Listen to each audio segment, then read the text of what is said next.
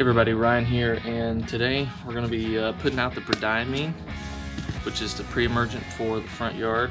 The side here where we're doing the ryegrass, obviously not putting that out, but we are going to put it in the front yard at a quarter rate. So basically this product has a maximum of 0.83 ounces per year.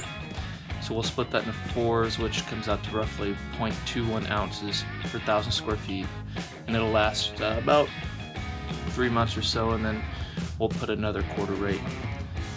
So yeah, we're gonna do about 6,000 square feet at 0.21 ounces, which is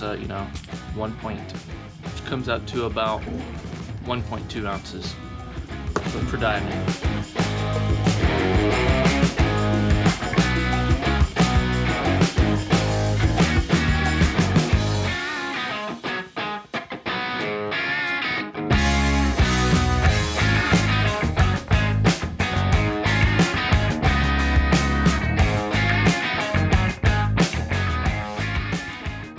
Alright, so this is about what 1.2 ounces look like. So that's all it takes, 6,000 square feet at a quarter rate.